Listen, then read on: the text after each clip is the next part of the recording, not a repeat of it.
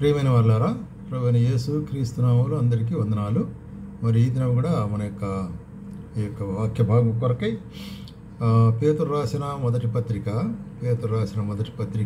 2వ అధ్యాయము 2-3 వచనాలు కలిసి ఉన్నాయండి, చదువుతాను. ప్రభు దయాళుడని మీరు రుచి చూచిన యెడల సమస్తమైన దుష్టత్వమును, సమస్తమైన కపటమును, వేషధారణను, అసూయను, సమస్త దూషణ మాటలను మాని కొత్తగా జన్మించిన శిశువులను పోలిన వారై నిర్మలమైన వాక్యమును పాలవలన రక్షణ విషయములో ఎదుగు నిమిత్తము ఆ పాలను అపేక్షించుడి. ఇక్కడ అపోస్తలుడైన పేతురు ఒక విషయాన్ని మనకు మరి హెచ్చరిస్తుంటున్నాడు, ఆలోచన చెప్తుంటున్నాడు. ఎందుకంటే గత జీవితంలో మరి చూసినట్లయితే దుష్టత్వము, కపటము, అసూయ, వేషధారణ ఇవన్నీ ఉన్నాయి. అయితే యేసు క్రీస్తు ప్రభువు ద్వారా ఎప్పుడైతే మనం రక్షణ పొందినామో, ఆయనకు పిల్లలుగా మనం ఎప్పుడైతే వింటున్నామో, అప్పుడు మనం ఏమింటున్నాము? ఆయనలో క్రొత్తగా జన్మించుంటున్నాము. కాబట్టి నూతన జన్మ, తిరిగి జన్మించుట అంటే యేసు క్రీస్తు ప్రభు మరి ఆయన నా పాపములు క్షమించుతున్నాడు, ఆయన నా కొరకే మరణించి తిరిగి లేచిన వాడుకుంటున్నాడు అని మన హృదయం ముందు విశ్వసించి మన యొక్క పెదవులతో ఒప్పుకున్నట్లయితే మనం రక్షించబడతాం. దాన్ని తిరిగి జన్మించడం. ఆ విధంగా జన్మించిన వెంటనే మనం ఎట్లా అంటున్నాడు ఇక్కడ?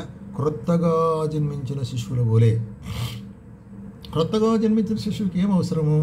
ఇంకా ఆహారం అవసరం, ఎదిగేదాని కొరకే ఆహారం అవసరం. అదేవిధంగా ఆత్మీయంగా యేసుక్రీస్తు ప్రభువులో తిరిగి జన్మించిన మనకు ఆత్మీయ ఆహారం అవసరము. పిల్లలకు మామూలుగా మామూలుగా ఆహారం అంటే పాలు. అట్లాగే ఇక్కడ అపోస్తలుడైన పేతురు ఏం చెప్తున్నాడంటే, మరి ఏమంటాడు? వాక్యం అనేటువంటి పాలు. కాబట్టి ఎటువంటి పాలు? వాక్యం అనేటువంటి యొక్క పాల వలన, లేక నిర్మలమైన ఆత్మ సంబంధమగు పాల వలన, ప్యూర్ మిల్క్. అటువంటి ద్వారా మనం ఏం చేయాలంటే రక్షణలో ఎదగవలసిన, రక్షణ పొందినావు బాగుంది, దాని తర్వాత మనం ఎదగవలసిన వారు ఉంటున్నాము. ఎట్లాగా? చిన్నబిడ్డ పుట్టిన తర్వాత మరి పాలను ఆహారం తీసుకుంటూ ఎదుగుతాదో, దినములు, వారము, నెల, 2 నెలలు, సంవత్సరము, 2 సంవత్సరములు, అట్లాగే ఎదుగుదల అవసరం కదా, ప్రోగ్రెస్ ఉంటుంది. అదేవిధంగా రక్షణ విషయంలో మనం రక్షించబడిన వారు కూడా ఏ రోజైతే మనం యేసు ప్రభువును అంగీకరించి రక్షించబడినామో ఆయన సన్నిధి సముఖంలో సమాధానం మనం కలిగి ఉంటున్నాం. అయితే అది మాత్రం చాలు. ఆ యొక్క రక్షణలో మనం ఎదుగవలసిన వారంగా ఉంటున్నాము అంటున్నాడు.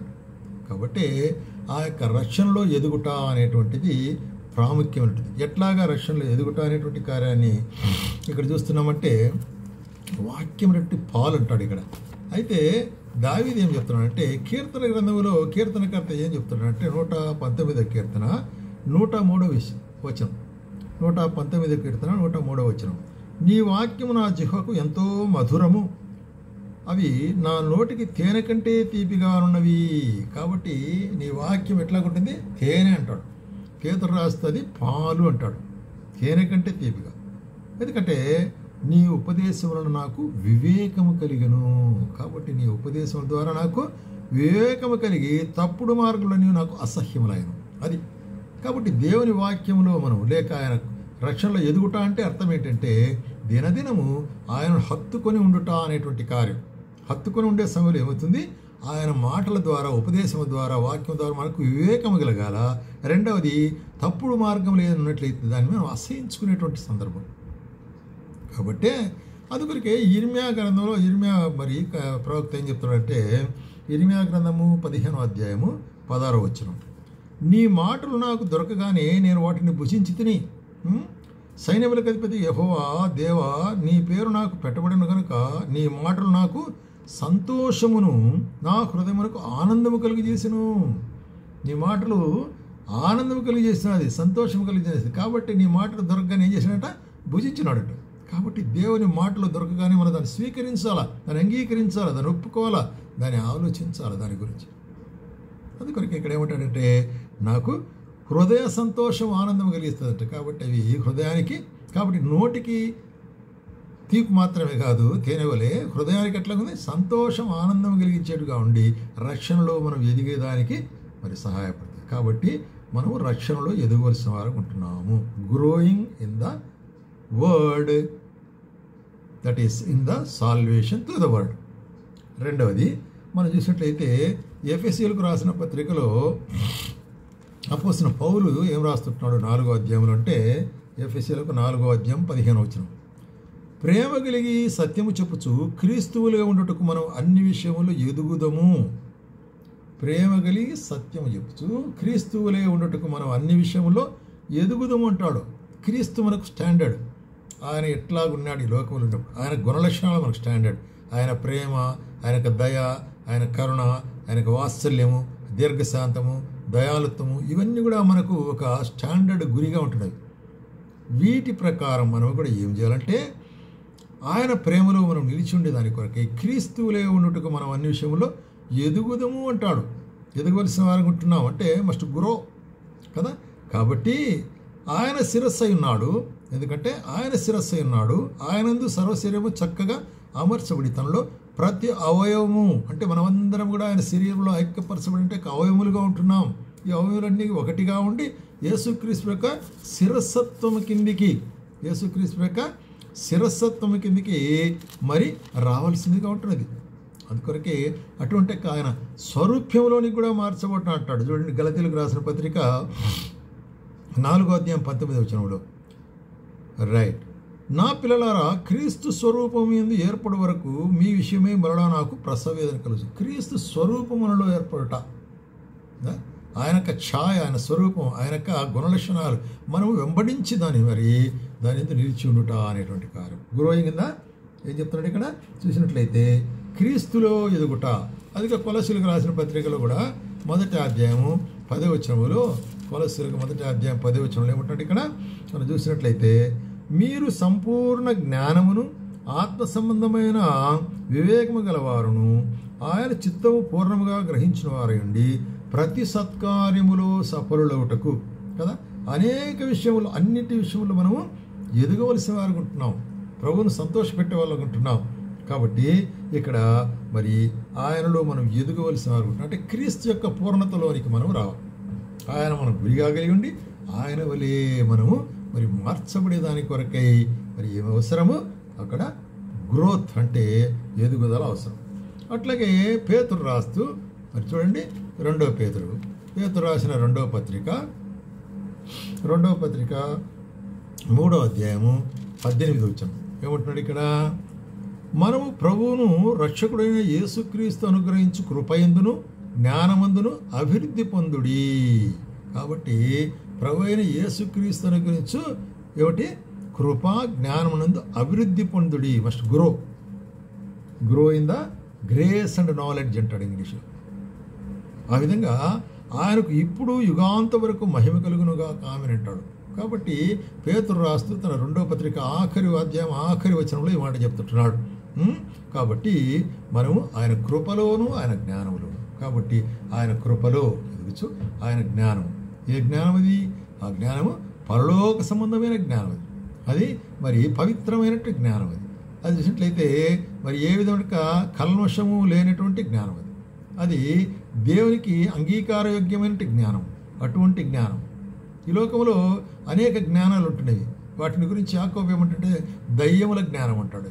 దయ్యముల జ్ఞానం ఇహ సంబంధమైన జ్ఞానం. అయితే ఇది పరలోక సంబంధమైన జ్ఞానము. ఈ జ్ఞానంలో మీరు అభివృద్ధి పొందుడి అంటున్నాడు. ఈ పరలోక సంబంధమైన జ్ఞానం అనేటువంటిది చూడండి, పైనుండి వచ్చే జ్ఞానము మొట్టమొదట పవిత్రమైనది, తరువాత సమాధానకరమైనది, తరువాత మృదువైనది, సులభముగా లోబడినది, కనికరము, మంచి ఫలములతో నిండుకొనండి, పక్షపాతమైనను వేషధారణను లేనటువంటి జ్ఞానం. అటువంటి జ్ఞానములో మనం అభివృద్ధి చెందాలా అనేటువంటి. అట్లాగే అదే 2వ పేతురు 1వ అధ్యాయము 10వ వచనంలో ఏమంటున్నాడు ఇక్కడ, 1వ అధ్యాయము 10వ వచనంలో చెప్పే మాట ఏంటంటే ఇక్కడ చూడండి, మీరిట్టి క్రియలు చేయవారైతే ఎల్లప్పుడూ తొట్టిల్లరు అలాగునా కదా. అలాగునా మరి చూసినట్లయితే 2వ పేతురు 1వ అధ్యాయం 5-6 వచనాలండి. 5-6 వచనాలు.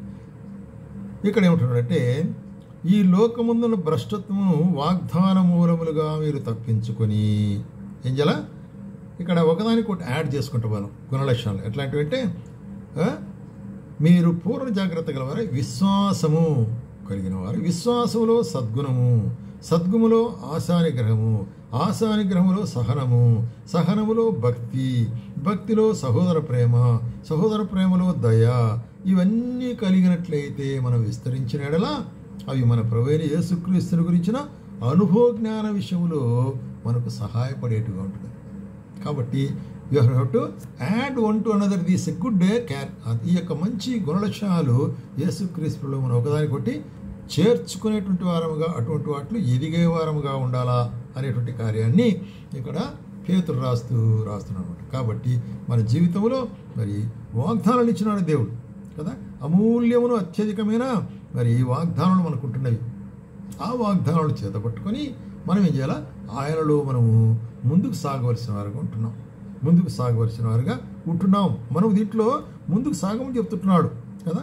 మరి చూసినట్లయితే 5 రకాలైన గుణలక్షణాలు అక్కడ యాడ్ చేస్తుంటున్నాడు. ఇవన్నీ కూడా మీకు కలిగి విస్తరించినట్లయితే అప్పుడు ఏమవుతుంది, అప్పుడు మీరు మరి ఆయనలో మరి కృప పొందే వాళ్ళు ఉంటున్నారు, ఆయన మహిమపరిచే వాళ్ళుగా ఉంటున్నారు అనేటువంటి కార్యం. అట్లాగే మరి మరి నెక్స్ట్ ఆ తర్వాత ఏముంటున్నాడంటే, అది మొదటి తెస్సలోనికైలకు రాసిన పత్రిక 3వ అధ్యాయం 12వ వచనం. మొదటి తెస్సలోనికైలకు 3వ అధ్యాయము 12వ వచనం. ఇక్కడ ఏం చెప్తున్నాడు, ఇక్కడ మరియు మన ప్రభువైన యేసుక్రీస్తు తన పరిశుద్ధులందరితో కూడా వచ్చినప్పుడు మన తండ్రి అయిన దేవుని ఎదుట మీ హృదయములను పరిశుద్ధత విషయంలో అనన్యమైనవిగాను, ఆయనను సిద్ధపరచు విషయంలో ఆయన స్థిరపరచుటకై మేము ఎడలో ఎలాగో ప్రేమలో వర్ధిల్లుచున్నామో. కాబట్టి గ్రోయింగ్ ఇన్ ద లవ్.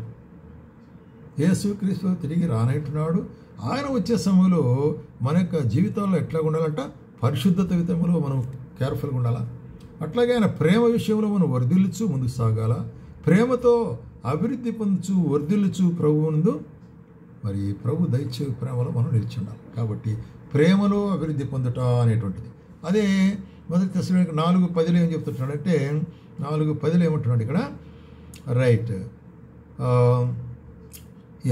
అలాగనే మాసిదోనియ అందుతున్న సహోదరులను మీరు ప్రేమించుచున్నారు. సహోదరులారా మీ ప్రేమను మరి ఎక్కువగా అభివృద్ధి పొందుచుండవలనని, మీరు ప్రేమలో ఎక్కువగా అభివృద్ధి పొందుచుండవలని. కాబట్టి క్రీస్తు ప్రేమలో అధికముగా అభివృద్ధి పొందుచుండటం ద్వారా ఏం జరుగుతుందంట, సంఘమునకు వెలుపటి వారి ఎట్లా కూడా, సంఘంలో ఉండేవారి దగ్గర మాత్రమే కాదు, సంఘమునకు వెలుపటి వారి ఉండేవారు కూడా మర్యాదగా నడుచుకున్నట్టు మరి మీ సొంత కార్యములు మరి జరుపుకునవలసి ఉంటుంది. కాబట్టి మనం అందరితోనూ సమాధానముగా ఉండాలంటున్నాడు. అందుకొరకు ఏమంటాడంటే, మీరు పరిశుద్ధులైనటకే పిలువబడితిరి అంటాడు. కాబట్టి పరిశుద్ధులగుటకే దేవుడు మనం పిలిచిన కనుక అపవిత్రులుగా ఉండటకు పిలువలేదు. కాబట్టి ఆయన ప్రేమలో, ఆయన పరిశుద్ధతలో, మరి ఆయన సంపూర్ణతలో ఇంకా చూసినట్లయితే 2 తెస్సలోనికైలకు 1వ అధ్యాయం 3వ వచనం ఏమంటారు ఇక్కడ, సహోదరులారా మేము ఎల్లప్పుడూ మిమ్మల్ని గురించి దేవునికి కృతజ్ఞత చెల్లించుటకు బద్ధులమై ఉన్నాం. ఇది యుక్తమే. ఏలైనగా మీ విశ్వాసం బహుగా అభివృద్ధి పొందుతున్నది. మీ అందరిలో ప్రతివాడును ఎదుటివాని ఎడల చూపు ప్రేమ విస్తరించుచున్నది. కాబట్టి ప్రేమలో విస్తరించుట, ప్రేమలో పెరుగుట, ప్రేమలో ఫలించుట, ప్రేమలో ఎదుగుట అనేటువంటిది ఆసక్తికరమైన కార్యముగా ఇక్కడ మరి అపోస్తలుడు పౌలు రాస్తుంటున్నాడు. అట్లనే కాకుండా ఏమంటున్నాడంటే, అన్ని విషయాల్లో మీరు ఎదగాలంటున్నాడు. అందుకని హెబ్రీయులకు రాసిన పత్రిక చూస్తే, హెబ్రీయులకు రాసిన పత్రిక మనం 6వ అధ్యాయంలో చూస్తాం. హెబ్రీయులకు రాసిన పత్రిక 6వ అధ్యాయంలో ఇక్కడ గమనించినట్లయితే ఏమంటున్నాడు, ఇక్కడ 6వ అధ్యాయం 1వ వచనం చూస్తాను. కాబట్టి నిర్జీవ క్రియలను విడిచి మారు మనసు పొందుటయు, దేవునందు విశ్వాసమును, బాప్తీసమును బోధయు, హస్తనిక్షేపను, మృతుల పునరుత్థానము, నిత్యమైన తీర్పు, ఇవన్నీ కూడా పునాదులు, ఫౌండేషన్ ఆఫ్ అవర్ ఫెయిత్. ఈ పునాదులు మరి తిరిగి వేయకుండా క్రీస్తుని గురించిన మూలోపదేశములు అని సంపూర్ణలోటుకు సాగిపోదాము. అంతవరకే ఉంటే చాలదు, దానికి పూర్ణత అవసరము, సంపూర్ణత అవసరము, అంటే ఎదుగుట అవసరము అనేటువంటి కార్యము అక్కడ మనకు బయలుపరచబడుతున్నాడు. అందుకొరకు ఏమంటాడంటే 11 మీరు మందులు కాక విశ్వాసము చేతను ఓర్పు చేతను వాగ్దానం స్వతంత్రించుకున్న వారే ఎట్లా ఉండాలా, ఎదిగేవారు ఉండాలా, ఫలించేవారు ఉండాలి. కాబట్టి ప్రియమైన వాళ్ళారా, మనం రక్షణ పొందినప్పుడు మరి శిష్యుల వలె ఉంటాం. రక్షణ అప్పుడు వాక్యం అనే పాల ద్వారా ఆదరించబడతాం, పోషించబడతాం. అంత మాత్రం అట్లాగే ఉంటే చాలు. వాక్యం ద్వారా వాక్యములో మనం ఎదగాల. రెండవది, యేసుక్రీస్తు ప్రభువులో మనం ఎదుగోలు సారుగుంటున్నాం. ఆయన గురించిన జ్ఞానం, ఆయన గురించిన కార్యములన్నింటిలో మనం ఎదుగోలు సారుగుంటున్నాం. మూడవదిగా మనం చూస్తామంటే ఆయన యొక్క కృపయందు జ్ఞానమందు మనం ఎదుగోలు సారుగుంటున్నాం. మూడవది. నాలుగవదిగా ఆయన యొక్క కృపలో స్టెప్ బై స్టెప్ ఒకదానికొకటి యాడ్ చేసుకుంటూ మనకు విశ్వాసము, ప్రేమ, కటాక్షము, దయ ఇవన్నీ కూడా ఒకదానికొకటి యాడ్ చేసుకుంటూ మనం దాంట్లో సంపూర్ణులు కావాలా అనేటువంటి కార్యం చెప్తున్నాడు. అట్లాగే మరి ఐదవదిగా మనం చూస్తున్నాము, వీటన్నిటి విషయములందు మనం విస్తరించవలసిన వారు ఉంటున్నాం. అక్కడికే నిలిచిపోకుండా సంపూర్ణులవుటకు సాగిపోదము. కాబట్టి ఆ విధంగా ఆయన సంపూర్ణతలో మనం సంపూర్ణులుగా ఉండి ఆయనలో మనము పాల్గొనవలసిన వారు ఉంటున్నాము. కాబట్టి యేసుక్రీస్తుని విశ్వసించిన నీవు, నేను ఏదో యేసుక్రీస్తు నాకు రక్షకుడు, ఆయన నన్ను రక్షించినాడో చెప్పేది మాత్రమే కాకుండా ఆయన కృపలోను, ఆయన జ్ఞానంలోను, ఆయన వాక్యంలోను, ఆయన దయలోను, ఆయన యొక్క ప్రేమలోను, ఆయన యొక్క గుణలక్షణాలు అన్నింటిలో కూడా మనము చేర్చుకుంటూ ఆయన వలె ఉండేట్టుకు మనం ఎదుగవలసిన వారుగా ఉంటున్నాము. వీటన్నిటికీ సహాయం ఏది? ఆయన వాక్యము. కాబట్టి దేవుని వాక్యము చదువుట, ధ్యానించుట, దాని గురించి ఆలోచించుట అనేటువంటి చాలా ప్రాముఖ్యమైనదిగా ఉంటున్నది. కాబట్టి దేవుని వాక్యమే మనం నడిపించేదిగా ఉంటుంది. కాబట్టి సోదరుని నా జీవితాల్లో ఆ విధంగా దేవుని వాక్యాన్ని వెంబడించి మనకు విశ్వాసంలో ఎదుగుటకు ప్రభు మనకు సహాయం చేయనుగా.